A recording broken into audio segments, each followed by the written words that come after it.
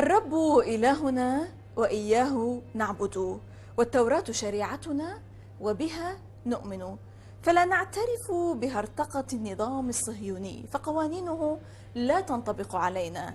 سنمضي على طريق التوراة أبدا في النار والماء، وسنمشي على طريق التوراة أبدا لنقدس اسم السماء. حراس المدينة أو الناطوري كارتا من الداخل. معكم زينب الصفار، تابعونا.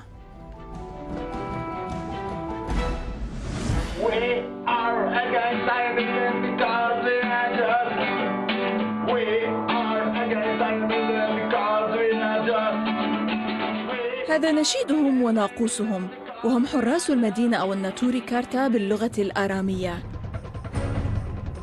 هي جماعة دينية يهودية أسست عام 1938 في القدس. يرفضون الصهيونية بكل أشكالها ويعارضون وجود إسرائيل.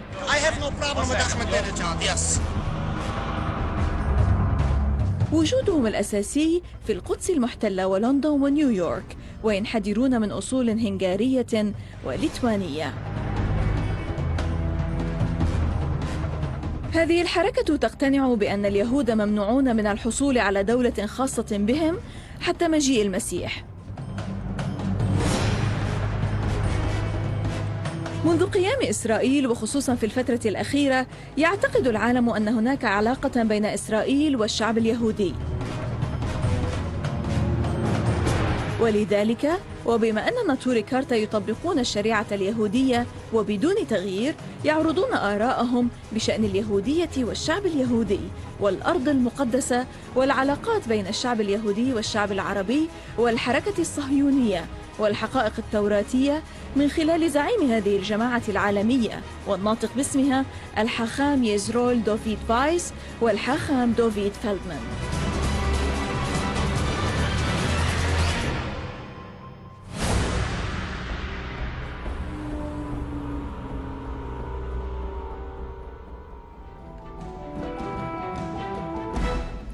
Rabbi David Weiss, welcome to Al Mayadeen and to our show, The Inside.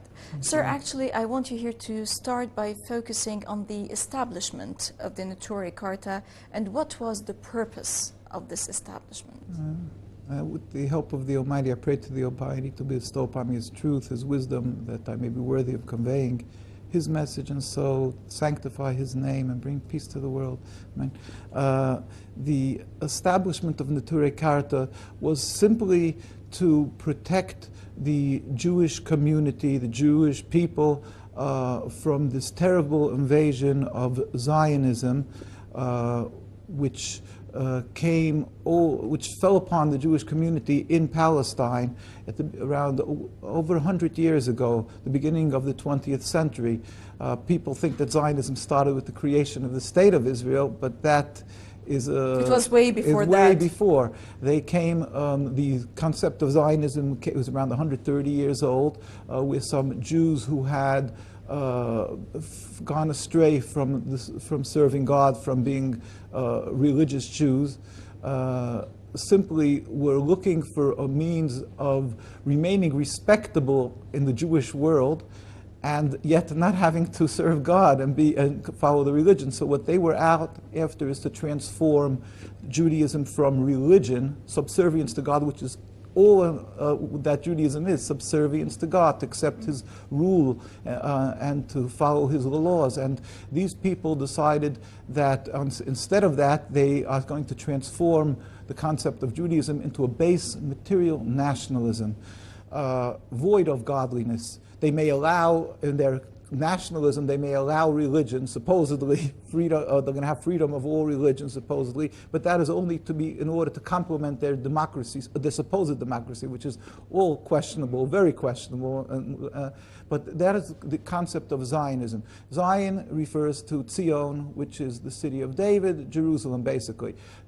So these people, Theodor Herzl, Ben Gurion, Jabotinsky, the fathers of all the cohorts were out to totally uproot from the Jews their connection to God, and that they should be a nation amongst nations, have a strong military, an Olympic team, and so forth. When they did this, so they first wanted to go to other lands, Uganda and so forth, lands that would be lush and productive, but then they realized they need massive support from the world, money and so forth, so they knew that to get the Jewish backing at large and the Christian backing, they'll go to Palestine and they'll claim that this is a Jewish concept. So it's not based on religious basis, but rather on political basis. Totally contradictory, diametrically opposite from religious, but they fused onto this the concepts of an aura of supposed holiness, a cloth of religion,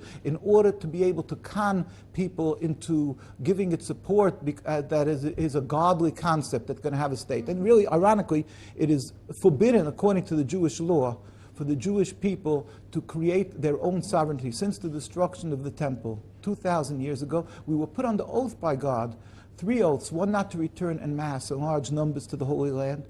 We wait ultimately for when God will make a miracle, all humanity will recognize God, and then we will all go up and serve God, then we'll be the Mashiach, the Messiah, all very interesting concepts. We believe then we will have our nation, but never a state of Israel. In other words, this rebellious, heretical state, that will never be. But Sir, yeah, I just want to hear, we're going to elaborate on the notions Okay, of Zionism, Judaism, and Jewishness, the differences Right. and whatever. But here I want to see, how do you put your beliefs into practice? Right. Regarding the fact that you're not in occupied Palestine, you're not in Israel, you're abroad.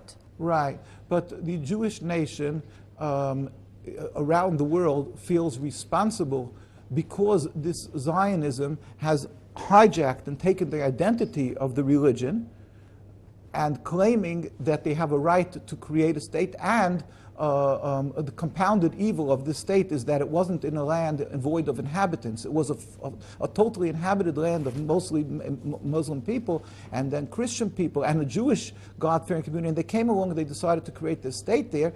So they're doing so, they're breaching every concept of the Torah, not to kill and not to steal and so forth. And they're doing it in the name of God and the Torah. So me, as a Jew, and living in the United States, or my colleagues in the UK or Australia, which are, all the large Jewish communities, and of course in Jerusalem and the rest of the occupied Palestine, we feel the responsibility, we know it is our responsibility to stand up and tell the world that what is being done is totally criminal against God and has no iota of legitimacy in the Torah. On the contrary, we pray to God every day for the speedy and total and peaceful dismantlement of the state. Getting to your first question, the Karta, the Jews immediately, the rabbinical authorities in occupied Palestine, immediately, they saw this danger at the beginning of the 20th century when the Zionists started trickling in, and then it started coming in greater numbers and buying land. Do you think the dismantlement of Israel is plausible now? Is it possible? Plausible. Plausible. Possible. Possible, yes. Probable. Every word is yes. Why? Because, first of all, that is the only true solution, because in the Torah it says that if you will go against the words of God, it will not be successful. Nobody can refute the fact that for well over 60 years, Zionism, coming with all their supposed miracles from God, has been a constant calamity for not only the Palestinians, for the Jews. They have created an endless river of bloodshed. They haven't had 10 years of peace. They're the greatest factor of exacerbating anti-Semitism around the world. It's just one tragic happening, and therefore the solution is really simply the dismantlement of the state, that we can once again live together as Jews have been living and enjoying the friendship integrated of Muslim into people. society, So, and the whole community. so that is would back be there. that would Yes. be whether it can happen, because people say, oh, you're dreaming, because first of all, if you follow, we believe that God rules the world, and if you follow him, it will be successful. And we also know that the vilification of the Muslims and the Arabs, stating that they have an ingrained hate for the Jews, and we can never live together, or even stating, because of the terrible crimes committed to the Arab and Muslim population for so many years that they will never be able to reconcile with the Jewish people. That is both false, because we have personally, me and my colleagues have personally visited with the leaders of Hamas, of Hezbollah, of every group and every Muslim Brotherhood, and the president of Iran, and all these people have been vilified and has been named as the terrible monsters, and they have all embraced us. But sir, this is why, according to many critics, that the fundamental Muslims just use you actually, the Nauturi Carta, as a propaganda tool to show the world that even the most ultra-Orthodox Jews are against Israel. They have not. We have been we are being used by the Zionists, if anything, the Jewish people and the Jewish name, and that is not refuted. That they're using the Star of David. They're using the name when it's totally and clearly against the will of God. We are forbidden to have a state, as I stated. It's a decree of God that we're not to return en masse, we're not to make our own state, so we wait ultimately for the God's revelation. So let me just finish this point. So this is clear. We're forbidden to have a state, we're forbidden to kill. That is clear that they are abusing somebody else's name. When we have gone and met with these people of different communities and the people in the Muslim and Arab world, we have met with people that has a history of hundreds of years of coexisting and providing a safe haven for the Jews, where Jewish communities are flourished in every single, and nobody can refute that. So somebody to come along and say, oh, they're using you, is just one of their repugnant ploys and a system of vilifying other people in order to gain legitimacy in the eyes of the world. Fact is there. Go for yourself and go to Egypt. Go to Iran and come to Lebanon, and you will see that there was Jewish communities that were God-fearing, openly Go Jewish. to Iraq too. And Iraq, and they flourished there, and there was no human rights groups to protect us. Why?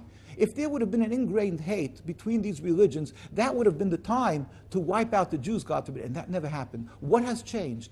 Changed is the development, the creation of this ideology called Zionism, which is stating we have this land, it's our state, and with that creation, they have added to this mixture of Jews, Muslims, and Christians something that has created havoc, has driven a rift between us, and that it should explode. So you see, since Zionism is around, that is when the problems are. Remove this impediment to peace, and then we can live once again in peace. I was just going to take out a record before you. We went to visit in Gaza. After they were with Hamas, yes. We met with, and we were embraced openly. They said, we have nothing against Jews. He could have easily have said, this is our area. No, he said, we would love to live together. This was there was a press conference with all the major press that didn't report it, though. But this is the fact. This is what they said. We have nothing against Jews. These leaders constantly say, and the individuals, the people, the laymen, that they would issue a fatwa. They clearly say, we want to live together. However, sir, just to get through to this point, you were criticized because of your participation in the Iran conference back in December 2006, which was about the Holocaust. You were criticized by people from your own network, from your own group, and this is what is looked at as the moderate branch of the Nauturi Carta.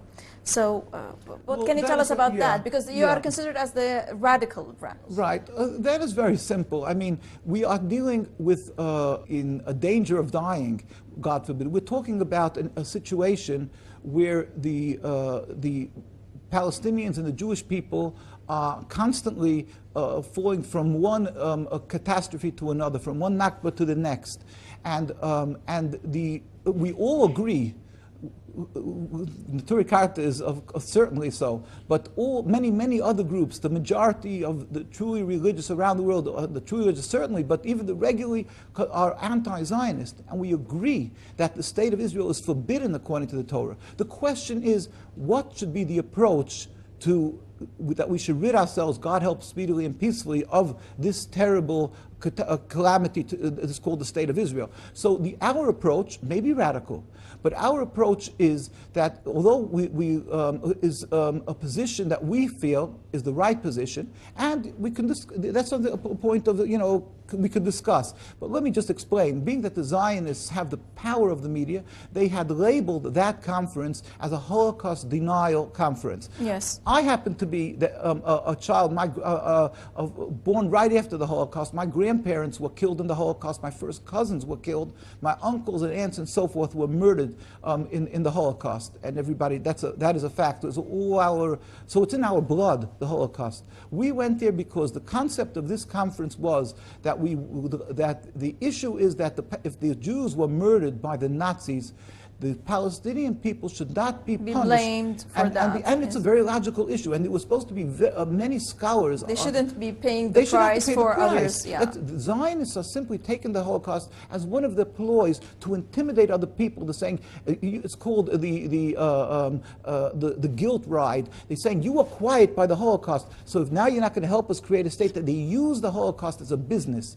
But the truth is, the Holocaust conference was supposed to be full of professors, scholars on the issue of the Holocaust that were supposed to come, that were intimidated not to come, where we were going to discuss the issue of the Holocaust, and come to which I was the second speaker after the foreign minister, and I got up there and I said, we are confident that the result of this Holocaust conference will be the recognition of the millions of Jews that were killed, yet there should not be an excuse to punish the Palestinians, and our people, our relatives who died would not accept that they died for God, to be Jewish, and to punish the Palestinians. Yes, thank you, Rabbi David Weiss, and we're going to stop now for a short break. But after the break, we're going to discuss more some of the major points of the Naatoury Karta. A short break, and we'll be back. Stay with us.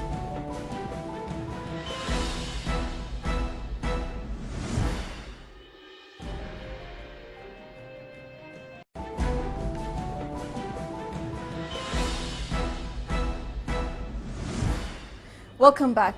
Hello, welcome to our show, Rabbi David Feldman. Now, some attempted to play down the Naatoury Karta by saying that it's a minority group and that it's a small sect or an extremist group of ultra-Orthodox Jews. What's your take on this? Well, Orthodox, observant, religious Jews happen to be the minority from Jewish people. That's first of all, sadly. But that in no way means to say that we are very few in people. There are masses of Jews. How many followers do you have? Well, we don't have actual members, but we represent communities worldwide who are very strongly opposed to the State of Israel, not from today. It's going back, let's call it generations. It's going back decades. A strong opposition to the State of Israel. Mm-hmm. Now, in the first part, Rabbi Weiss was talking a bit about the beliefs that you believe in and the actions that you take. Can you elaborate more on the activities that you pursue in this sense? Well, basically And how were you welcomed by the people through these activities? Very good. Basically, we work on two levels. We work amongst the Jewish communities, which we happen to be very successful. And I would say in recent years, in the last couple of years, even more than before, we find that, at least I find that people recently are much more receptive than years back for many reasons. Some of the reasons is people see that the promises of Israel don't lead us, don't lead anyone to any nice future. But the education that we provide and other groups provide really helps people to understand what their own tradition is, what their own philosophy should be. And people, even those who were confused by Zionism, slowly but surely they start to understand what's going on. Rabbi Feldman, how do you describe your relationship with the Palestinians? And how was this total support of the Palestinians gaining full sovereignty over their land? How was this welcomed and received by Jews worldwide? Well, first of all... And also by the Jews in Israel. Okay, but first of all, the question should have been what how this was received by the Palestinians. By the Palestinians, yes. By those who supposedly hate us, and those who supposedly would never supposedly yes. never accept Jews. Yes. And we just see this. Because, excuse me, in the first part, as Rabbi Weiss said that Jews were integrated in the Arab societies, so there was nothing like this hatred towards the Jews. But because of the political issue, that's why they were driven into this place. And, you know, it was said that Arabs hate the Jews. But what is surprising that we witnesses, and this is one of the greatest messages that we bring home from the Muslim communities back to the Jewish people, the fact that still in all, after what happened to the Palestinian people, which is very sad, and which we experienced and we saw in the Gaza Strip and in other places, the terrible disasters, the terrible pain that was done to the Palestinian people, still in all, these Palestinian people are so warm to the Jewish people. They have nothing against us. Simply they are concerned about the occupation and about the oppression against them, which is, makes very much sense. But on the other hand, how this reflects within the Jewish community, well, there are many communities who are so happy that this work is being done. Not every individual is ready to come out in public and to face the pressures of Israel and to face intimidation and so on, but they are so glad and so happy, and they do whatever they can to support these activities to continue. For example, we are just now in Lebanon. I'm getting emails every day. What's happening? What's news? How is the work going? People are eager to get back the messages and to see and to hear that these activities are being done, are being successful, and reaches the right people who it's supposed to reach. Now, the Nauturi Carta forbid any kind of participation with Israel and any of its subsidiaries. So the anti-Zionist Orthodox Jews who live in Israel, they do not vote, they do not participate perhaps in some activities or take money from the government, and they also, to a certain extent, some of them, they don't use the Israeli currency, and they call for the dismantlement of Israel. How on earth do they keep on going? How do they make their living? And if this is the case, what are they still doing there? Good question. How they survive? Believe me, I ask the same question. For example, there's one colleague of ours that just now left, well, escaped Israel, the hands of these criminals, and I'm very friendly with him in the last couple of weeks, and he tells stories how they exist. It's not easy. It's a great sacrifice. It's really tough. Why they don't leave? They would gladly leave, and some of the people slowly, while time passes, people It's maybe because of the name, the Guardians of the City. That's why they're staying there. Some. Some of them want to stay there. In other words, there were some people that, out of principle, didn't leave, even though they didn't agree with anything, and they boycotted Israel totally. And they chose to remain there, not to leave. In other words, not to leave this conflict. Just they should win the battle. But on the other hand, people are leaving slowly. The past time, another person is leaving, and this is going on already for decades. But it's not easy to leave a family, to come in a new country without anything is also a challenge. It's also a... What about other rabbis? What was their position? Do they believe in the same thing that you believe in? I mean, you said that most of what, or all of what you believe in is based on the Torah, okay? So those religious also rabbis, they know the Torah. So why are they behaving in a different way?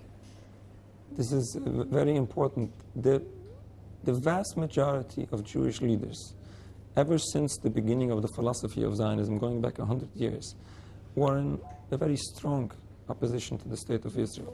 We are just now in the process of reprinting a book the rabbis speak out. This is 130 years of Jewish religious opposition to Zionism. These are religious leaders from all over the world, Europe and in Palestine, there was a handful of Jewish rabbis that were paid by the State of Israel, by the philosophy, by the movement of Zionism to support them. This is in no way the representation of the Jewish people or the Jewish community. Unfortunately, today, we would find people that would stand up and claim themselves as Jewish rabbis, and they would support the State of Israel. You would find some radicals as the settler movement of Adia Yosef, which is a very, very radical representation of a Jewish rabbi. Allow me here to ask you one last question, please. You know, always Zionism is linked to Jews. But however, you know, Judaism and Jewishness and Zionism are all different. Can you please tell us about that quickly, if I may? Judaism is a religion. It has nothing to do with nationalism. It's simply serving the Almighty and practicing the commandments of the Almighty. Zionism is not even close to what Judaism is. It's something totally different. It's opposing the Creator. Exactly. It has nothing to do with religion. And basically what Zionism did is they transformed Judaism from a religion and simply transformed it to a total new philosophy of nationalism, not only void of religion, but anti-religion, which is totally the opposite. And it's so sad that we need to explain this, and we are thankful to your channel that we can have once more an opportunity to reach out to the people. Please remember, please understand, this has nothing to do with Judaism. This is the contrary of Judaism. This is not what Judaism is as a religion, and this is not what Jewish people did practice or practice today. You have that Zionist element that sticks to this new philosophy. Yes, Rabbi David Feldman, thanks a million for being in our show. You're welcome. إذا لقاء جديد في الأسبوع المقبل مع موضوع جديد وشخصية جديدة، ودائما نقاربها من الداخل من فريق العمل، فريق عمل من الداخل. إلى اللقاء.